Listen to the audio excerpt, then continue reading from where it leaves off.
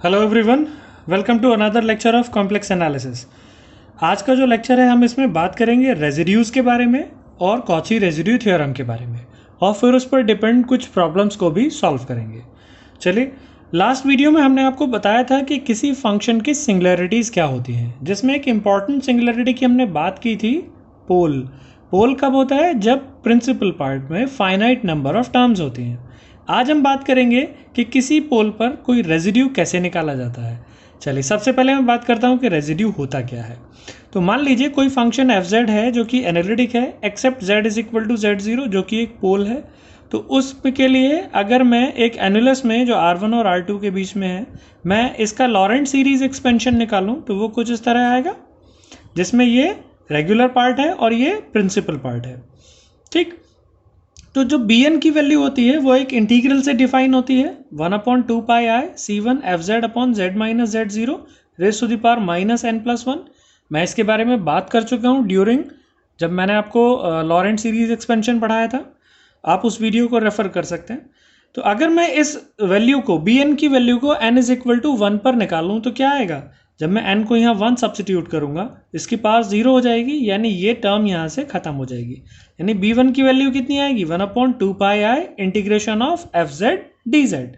और मैं क्या कह सकता हूँ कि एफ जेड डी जेड का इंटीग्रल कितना हो गया? 2πi into B one. ठीक, ये जो b1 होता है ये b1 ही रेजिड्यू होता है at pole z is equal to Z zero. हमें कहते हैं कि b1 ही क्या है? Residue of F Z at pole z is equal to Z zero. ठीक, अब दूसरी बात, ये जो मैंने इस इंटीग्रल को यहाँ पर इस बॉक्स के अंदर बंद किया है, इसकी वजह है कि आप इस रिलेशन को ध्यान से देखें। यानी एफ जेड एक ऐसा फंक्शन है जिसका एक पोल एग्जिस्ट कर रहा है, तो उसको कैसे इंटीग्रेट किया जा सकता है? 2πi multiplied by b1। आप उसका जो रेजिड्यू है उससे मल्टीप्लाई कर दीजिए, इंटीग्रल की वैल्यू निकल जाएगी। अब ये कंसेप्ट बड़ा इंटरेस्टिंग है। इसी कंसेप्ट के बेसिस पे हमें एक थ्योरम मिली जिसे हम कहते हैं कॉची रेजिड्यू थ्योरम, और जिसकी हेल्प से हम ऐसे फंक्शंस का इंटीग्रल निकाल सकते हैं बहुत आसानी से जो function finite number of poles को कंटेन करते हैं। ठीक, तो आप याद रखिए कॉची रेजिड्यू थ्योरम का मेन जो मकसद है वो क्या है? ऐसे इंटीग्रल्स को निकालना, ऐसे फंक्शन के इंटीग्रेशन करना एक ऐसे कर्व के अंदर, ऐसे रीजन में जहां पर उस फंक्शन में फाइनाइट नंबर ऑफ पोल्स हों। ठीक, चलिए समझते हैं थ्योरम क्या है। थ्योरम कहती है if F Z is analytic within and on a closed curve C except some finite number of poles, z is equal to z1 up to zn and r1 r2 up to rn are residues at these poles, then integration of this function will be 2πi into sigma r, that is 2πi into sum of all the residues, right? So एक simple theorem है। चलिए सबसे पहले मैं इसके proof की बात करता हूँ। राइट, तो मैं इस थ्योरम का स्टेटमेंट यहीं साथ रखते हुए मैं इसके प्रूफ की आपसे बात करूँगा। तो मान लीजिए जब मैं इसके प्रूफ की बात कर रहा हूँ तो हमने कहा कि एफ जेड एक एनालिटिक फंक्शन है except some points, except some poles. तो मान लीजिए ये कोई रीजन है, जिस रीजन की मैं बात कर रहा हूँ, और इस रीजन पे ये वो पॉइंट्स हैं z1, z2, z3, z4 up to zn, जहाँ पर ये फंक्शन पोल्स को कंटेन करता है। अगर मैं इन सभी पर छोटे छोटे सर्कल्स बना दूँ, c1, c2, c3, ये मान लीजिए c1 है, ये c2 है, ये जो मेन कर्व था ये c है, ठीक, अप टू cn। तो जो कॉची थ्योरम थी हमारे पास, तो बाय आप इसकी जो थियोरेटिकल पार्ट है वो लिख सकते हैं कि हमने एक रीजन कंसीडर किया एनक्लोज्ड बाय कर्व सी, जिसमें जो ये पॉइंट्स हैं ये z1, z2, z3 ये पोल्स हैं, और इसके चारों तरफ हमने सर्कल्स कंसीडर किए हैं c1, c2, c3। अब ये एक ऐसा रीजन बन गया जिसे हम कहते हैं मल्टीपली कनेक्टेड रीजन। हम इसके बारे में भी पहले बात कर चुके हैं, तो अगर आपको वो वीडियो याद है मल्टीपली कनेक्टेड रीजन की, तो ये वाला कंसेप्ट आपको बहुत आसानी से समझ में आ जाएगा। तो बाय कॉची थ्योरम, हमने कॉची थ्योरम को डिफाइन किया था किसमें? मल्टीपली कनेक्टेड रीजन्स के लिए, फॉर मल्टीपली कनेक्टेड रीजन। जो फंक्शन का इंटीग्रल ओवर सी होगा वो किसके इक्वल हो जाएगा? वो इन सभी जो हमारे जो सर्कल्स हैं छोटे, इन सब पर इंटीग्रल्स के सम के इक्वल हो जाता है, अगर आपको याद है तो। अगर दो हैं तो दो पर, हमने इस कंसेप्ट का इस्तेमाल कॉची इंटीग्रल फॉर्मूले में भी किया था, याद है आपको? तो ये वही चीज़ है। तो मान लीजिए इस तरह से मैंने इसको कॉची थ्योरम की हेल्प से इस इंटीग्रल को ब्रेक कर दिया। ठीक, अब अगर मैं इसके पहले इंटीग्रल I1 की बात करूं तो इस इंटीग्रल की वैल्यू कितनी होगी? नाउ ये C1 जो है सर्कल, वो Z is equal to Z1 पर पोल है। सो दिस इंप्लाइज, मान लीजिए R1 रेजिड्यू है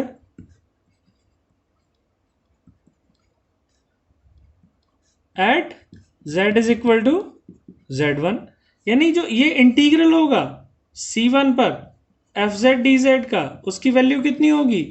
2πi इंटू R1। ये हमने कहाँ पढ़ी है? ये हमने अभी यहाँ पर पढ़ा है।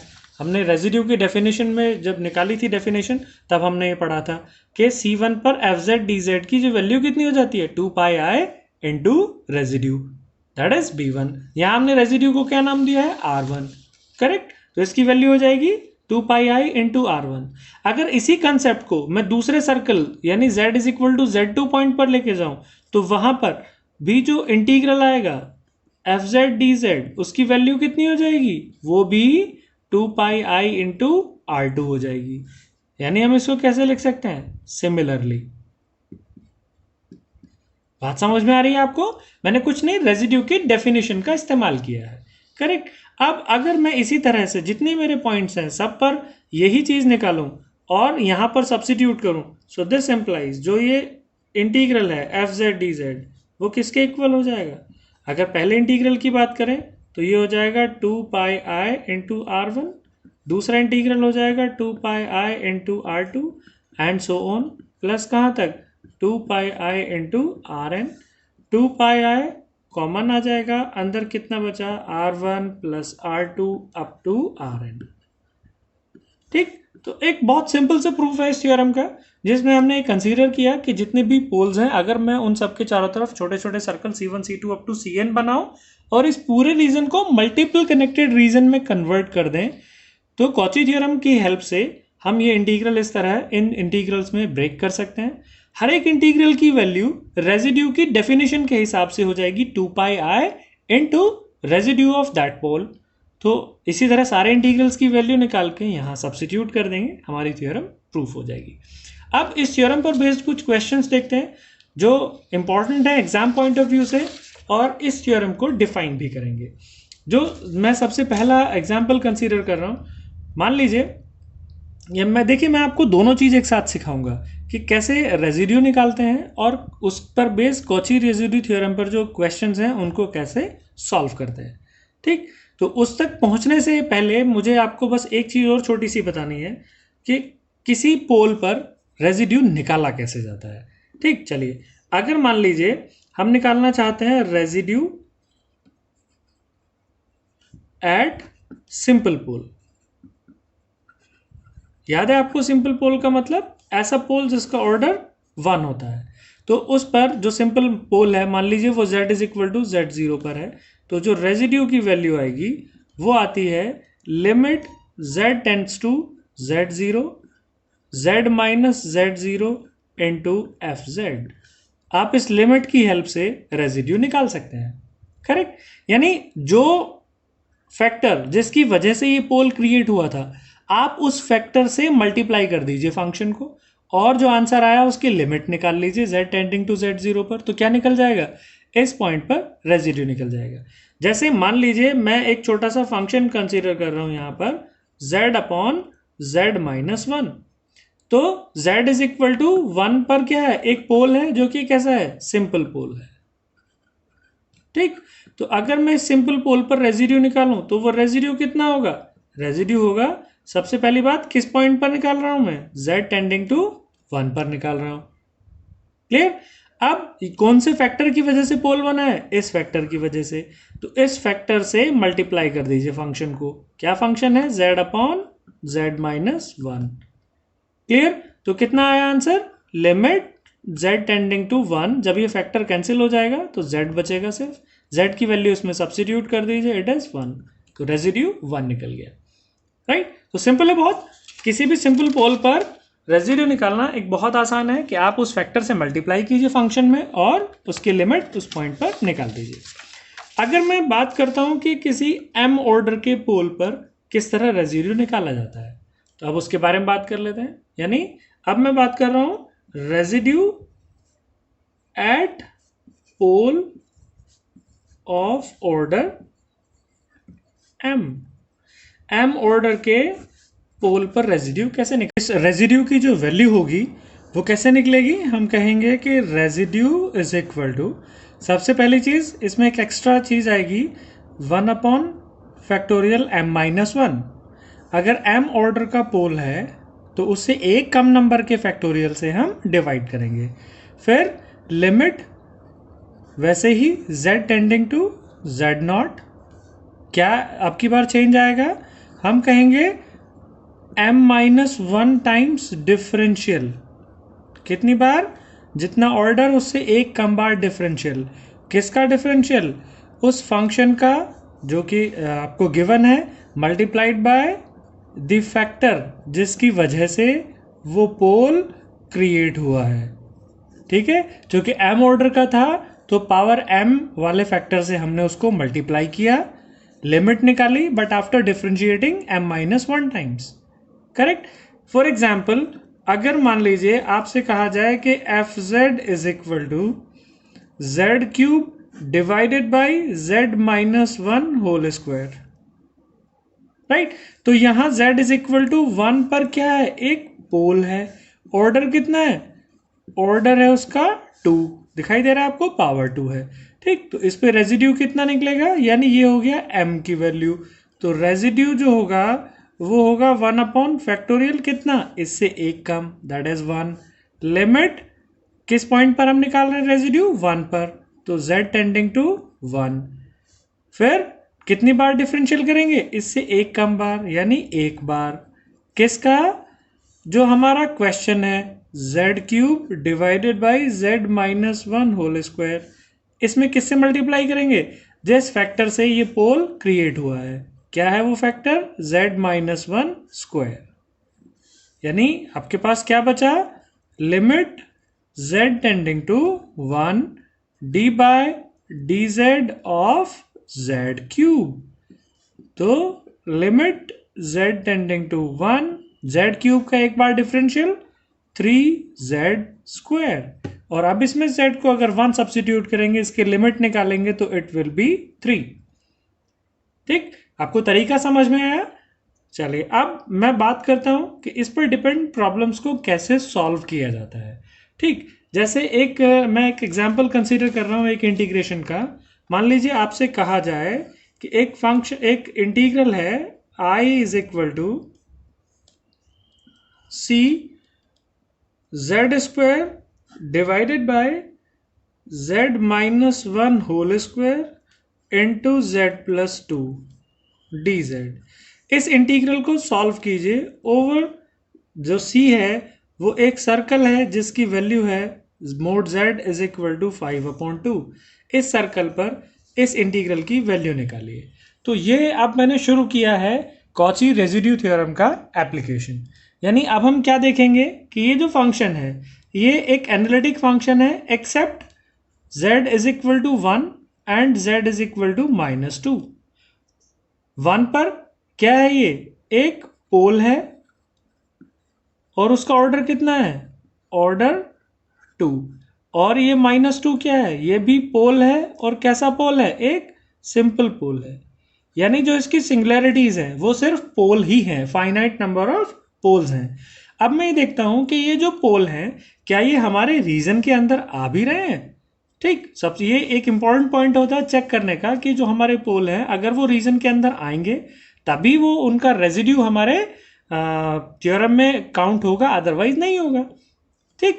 क्योंकि हम ये देखते हैं कि जो रीजन के अंदर के पोल्स हैं हम सिर्फ उन्हीं की बात करते हैं। तो अगर मैं इस फिगर को ड्रॉ करने की कोशिश करूं तो इसका सेंटर 0 और रेडियस 5/2 का एक सर्कल हो जाएगा, 5/2 that is 2.5।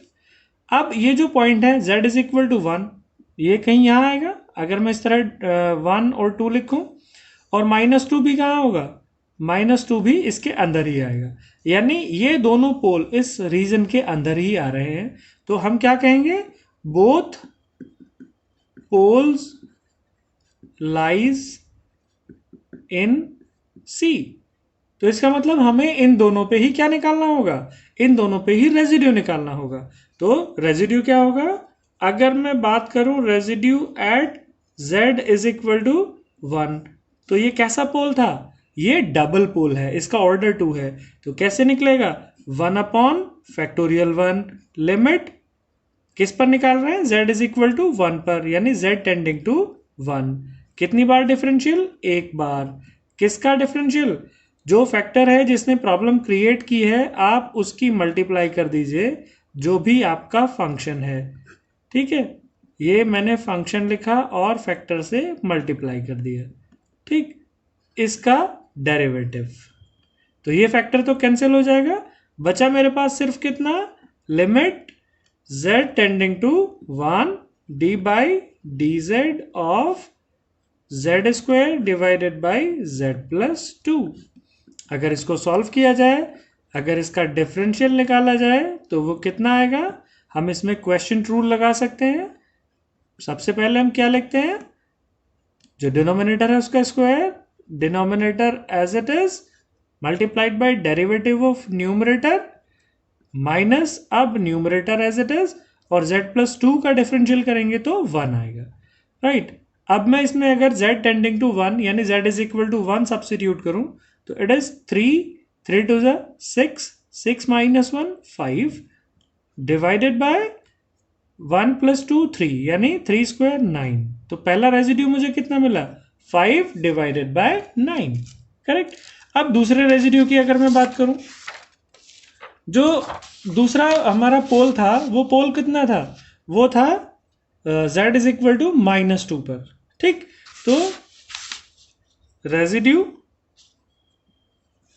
Eight z is equal to -2 कितना आ जाएगा, ये एक सिंपल पोल है, तो यानी हम क्या कहेंगे, लिमिट z टेंडिंग टू -2, जो भी फैक्टर प्रॉब्लम क्रिएट कर रहा है आप उससे फंक्शन को मल्टीप्लाई कर दीजिए, z स्क्वायर z माइनस 1 का होल स्क्वायर z प्लस 2, यानी ये कितना बचेगा, ये बचेगा लिमिट z टेंड्स टू -2, और यहां पर क्या बचा, वो फैक्टर तो कैंसिल हो गया, z माइनस 1 होल स्क्वायर, और अगर आप इसमें -2 सब्सिट्यूट करेंगे तो ऊपर तो हो जाएगा 4 डिवाइडेड बाय नीचे कितना हो जाएगा, -2 -1 दैट इज -3 होल स्क्वायर करेंगे तो 9।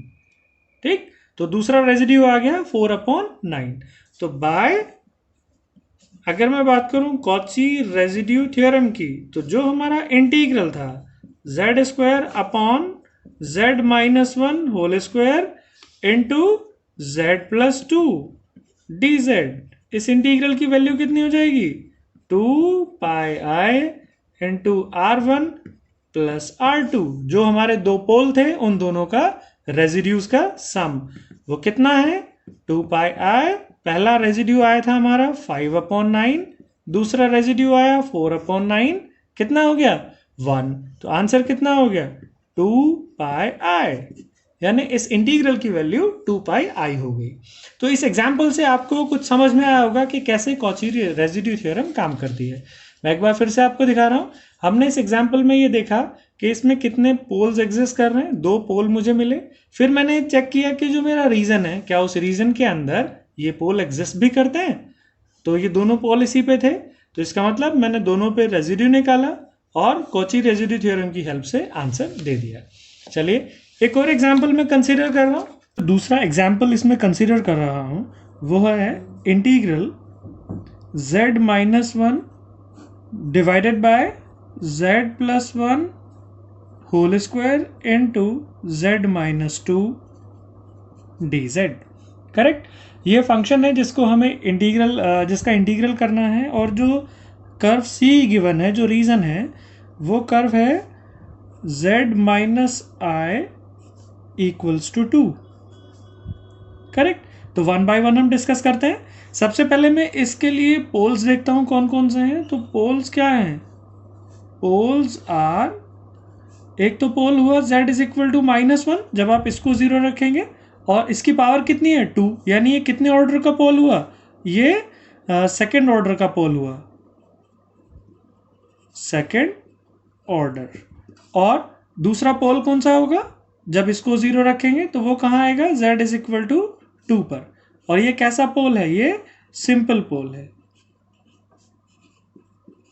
क्योंकि इसकी पावर 1 है।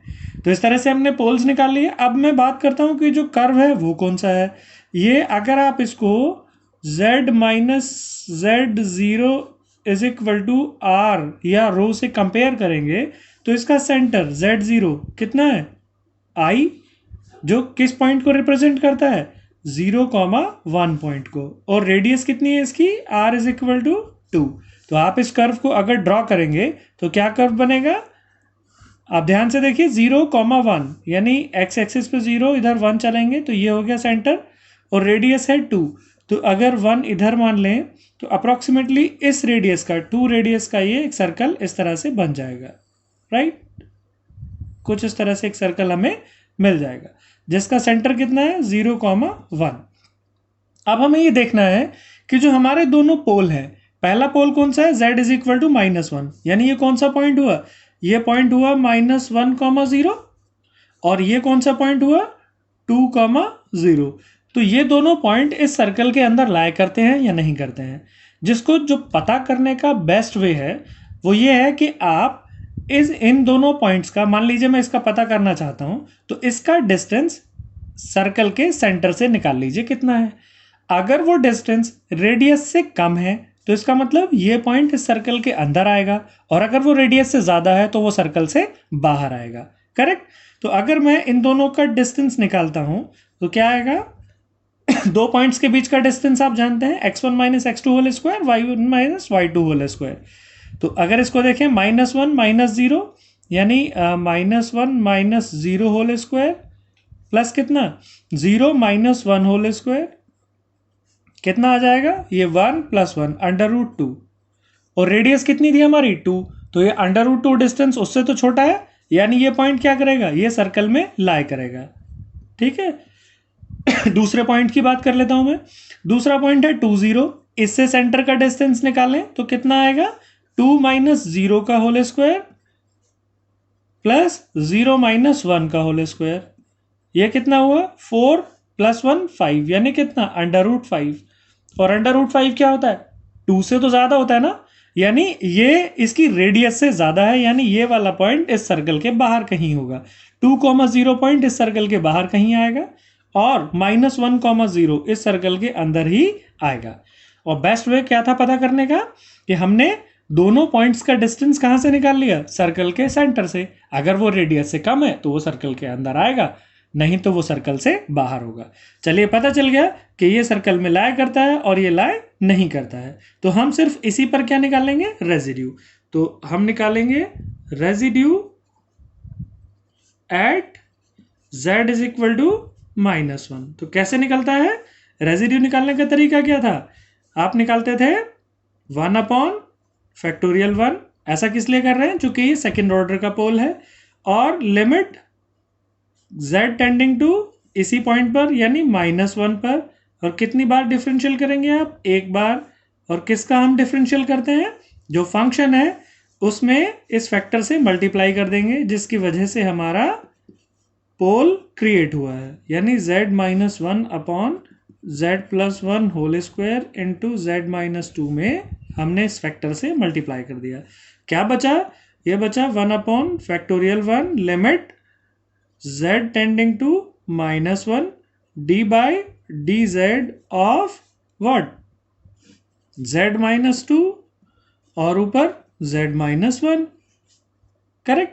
इन दोनों का आप डिफरेंशियल कर सकते हैं, 1/(1) तो 1 ही हो गया, और ये लिमिट z टेंडिंग टू -1, इसका डिफरेंशियल क्या होगा, अगर क्वेश्चन रूल इसमें अप्लाई करें तो ये z - 2 होल स्क्वायर हो जाएगा, फिर z - 2 as it is, z - 1 का डिफरेंशियल 1 माइनस, अब z - 1 एज इट इज, और z - 2 का डिफरेंशियल 1, करेक्ट। अगर मैं यहाँ लिमिट सब्सटीट्यूट करूँ दैट इज -1, तो कितना होगा, यहाँ हो जाएगा -3 माइनस, यहाँ सब्सटीट्यूट करेंगे -1 को, तो -1 विल बी -2 डिवाइडेड बाय, यहाँ रखा आपने -1 तो -3 का होल स्क्वायर, तो कितना हुआ, ऊपर कितना आया, इट विल बी -1 ओनली और नीचे 9, तो इट विल कम एज -1/9। और यू कैन से इसकी जो इंटीग्रल है इसकी वैल्यू कितनी हो जाएगी, बाय कॉची रेजिड्यू थ्योरम, जो ये इंटीग्रल है c z-1 divided by z+1 whole square into z-2 dz, इसकी वैल्यू हो जाएगी 2πi into sum of residues, तो एक ही रेजिड्यू है हमारा 1/9 एंड दैट्स ऑल। क्योंकि दूसरा पोल हमारा ये जो गिवन सर्कल है इसमें आ ही नहीं रहा है, तो हम उस पर कोई भी रेजिड्यू नहीं निकालेंगे, करेक्ट। चलिए एक और एग्जाम्पल, लास्ट एग्जाम्पल मैं आपको कराता हूं। अगर मान लीजिए जो आपके पोल्स हैं वो पोल्स कैसे हो जाएं, वो पोल्स भी कॉम्प्लेक्स नंबर आ जाएं, तो आप क्या करते हैं, तो उसके लिए मैं एक एग्जाम्पल कंसीडर कर रहा हूं। मान लीजिए हमारे पास एक सवाल आया, F Z is equal to z-3 divided by z² plus 2z plus 5 dz, और जो सर्कल है ये C, ये गिवन है हमें z+1 - i is equal to 2। ठीक, तो मैं सर्कल की बात बाद में करूंगा, पहले मैं इसके पोल्स की बात कर लेता हूं। तो पोल्स कब आएंगे, poles at z² plus 2z plus 5 is equal to 0। चलिए जब इसको सॉल्व करेंगे तो चूंकि इसका discriminant that is b² - 4ac negative है, b² is 4 and 4ac is 20, तो हम श्रीधाचार्य का इस्तेमाल करेंगे सॉल्व करने के लिए। तो z will be -b that is -2 plus minus b² -4ac यानी 20 डिवाइडेड बाय 2a, करेक्ट। तो कितना है हमारे पास, ये कैंसिल हो जाएगा यानी -1, ये कितना बचा -16, जिसको हम लिख सकते हैं कितना, +-4i, 2 से डिवाइड करेंगे तो +-2i, यानी मेरे पास z के 2 रूट आए, एक आया -1 प्लस 2i और एक आया -1 - 2i। मान लीजिए ये अल्फा है और मान लीजिए ये बीटा है। कॉम्प्लेक्स रूट्स जब भी मेरे पास आएंगे तो मैं उनको अल्फा और बीटा लेट कर लूंगा ताकि उनको लिखने में आसानी रहे, राइट। और ये किस पॉइंट को रिप्रेजेंट करता है, ये स्पेस में -1, 2 को रिप्रेजेंट करता है और ये -1, -2 को रिप्रेजेंट करता है। चलिए पोल्स मिल गए, अब मैं अपने सर्कल की बात करता हूं। जो सर्कल का सेंटर होगा Z0 वो कितना होगा, वो हो जाएगा -1 प्लस i, तो किस पॉइंट को रिप्रेजेंट करेगा ये, -1, 1 को, और इसकी रेडियस कितनी होगी 2। चलिए इसको सर्कल को बनाते हैं स्पेस में, तो -1, 1 दैट इज -1 इधर आए, 1 आप ऊपर गए, यानी ये हो गया इसका सर्कल, रेडियस 2, तो ये 1 डिस्टेंस था अप्रोक्सीमेटली 1 यहाँ, और इससे ऐसे ही 2 ऊपर, यानी एक ऐसे कोई सर्कल बन जाएगा जिसका सेंटर कितना है -1, 1।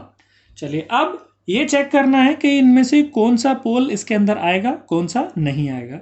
पहले मैं अल्फा के लिए देख लेता हूं। जैसे मैंने पिछले क्वेश्चन में आपको समझाया था कि मैं इन दोनों पॉइंट्स का डिस्टेंस सेंटर से निकाल लेता हूं, अगर वो रेडियस से कम होगा तो पॉइंट इसके अंदर लाई करेगा, अदरवाइज नहीं लाई करेगा।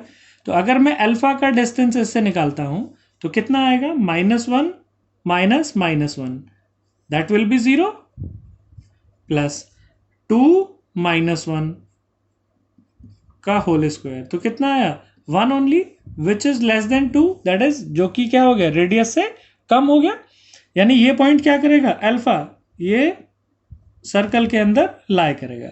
अब दूसरा पॉइंट मैं चेक कर लेता हूं, दूसरा पॉइंट कौन सा है, बीटा, -1 -1 दैट इज अगेन 0, -2 -1 तो कितना हो जाएगा -2 -1 दैट इज 3 का स्क्वायर 9, स्क्वायर रूट लेंगे तो फिर से 3, जो कि क्या हो गया 2 से बड़ा हो गया, यानी ये सर्कल के अंदर नहीं आएगा। तो इस तरह मुझे पता चल गया कि दो मेरे पॉइंट्स है अल्फा बीटा, जिसमें से सिर्फ अल्फा ही सर्कल के अंदर आता है। चलिए अब अल्फा पे क्या निकालेंगे हम? अल्फा पे निकालेंगे रेजिड्यू। ये कैसे पोल हैं? दोनों ही सिंपल पोल हैं, क्योंकि इनकी जो पावर है, जो डिग्री है, वो 1 है, दोनों ही ब्रैकेट्स की। चलिए, तो जो मेरा एफ जेड है, जो कि था z-3 upon Z square plus 2z+5, क्या मैं उसे ऐसे लिख सकता हूं? z minus alpha into Z minus beta. ठीक, चूंकि इसके रूट्स आए हैं अल्फा बीटा, तो मैंने अलजेब्रा में ये पढ़ा है कि अगर किसी क्वाड्रेटिक इक्वेशन के रूट इस तरह से लिखे जा सकते, अल्फा और बीटा है, तो उसे इस तरह लिखा जा सकता है। Correct, z minus alpha into Z minus beta. इसी की हेल्प से मैं रेजिड्यू निकालूंगा, तभी रेजिड्यू निकालना इजी होगा। तो residue at z is equal to alpha, simple pole है, तो बताइए कैसे निकलता है? ये होता है limit z tending to alpha, हम इस फैक्टर से मल्टीप्लाई कर देते हैं अपने फंक्शन को, z-3 upon Z minus alpha into Z minus beta. तो कितना आया?